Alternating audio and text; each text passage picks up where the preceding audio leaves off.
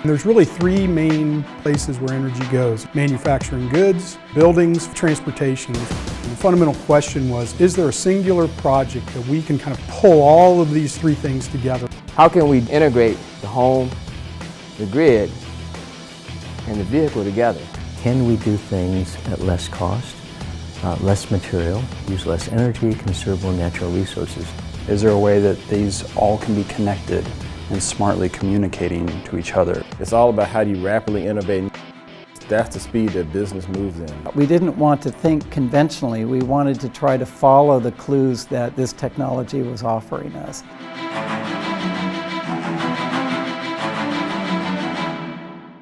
How can we bring additive manufacturing to enable integrated energy systems? And not just do it, but do it fast.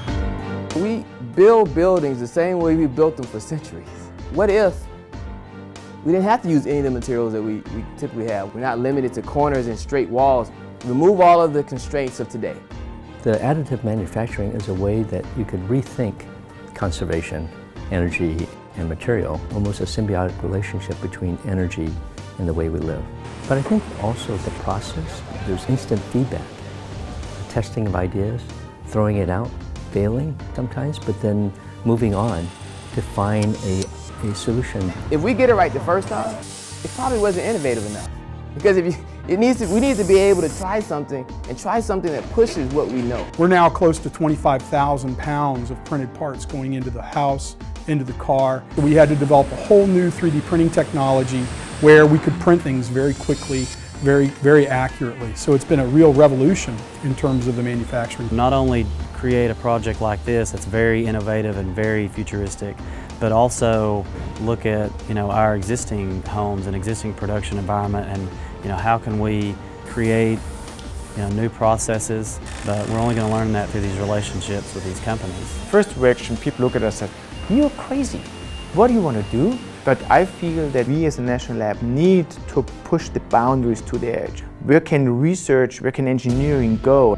The idea is this rapid innovation. Additive allowed us to come up with this design and change on the fly. We could examine new battery technology. We could examine new cleaner burning fuels, renewable fuels, integrating novel high efficiency engine technologies. It's the flexibility of this printed platform that allows us to explore all those opportunities. And then you think about it, most of us have a vehicle that we only use about 1-2 hours a day. How can we use the car, not just in terms of transportation, but energy generation? When you drive down an interstate with a regular, let's say 65 miles an hour, you produce enough electricity, power from this car to power 2 of your houses. Then the next question is, how would it work in real life? When does it most make sense to use a vehicle to power a building?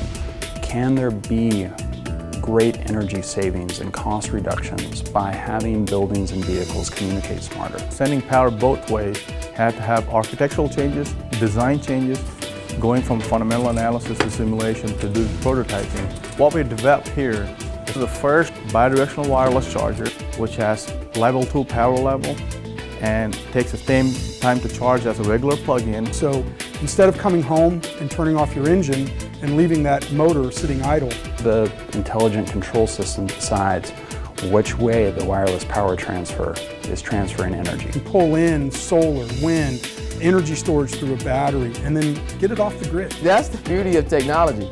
20 years ago, it would have taken a control room to do this. Now we can do this with a chip. The Energy Efficiency and Renewable Energy Office of DOE has a National Lab Impact Initiative, Tech to Markets. So they want to help connect industry and the national labs in such a way that it drives innovation and market impact. You bring in the best from all these different areas, you can't help but do something big. It's amazing that just 12 months ago this was just a concept, and now it's a reality, and it's just a glimpse of what's to come from ORNL and our partners in the area of energy efficiency and sustainability. None of us knew where it was taking us, and maybe that's one of the definitions of innovation. It's all about exploration, testing, experimentation, and moving forward.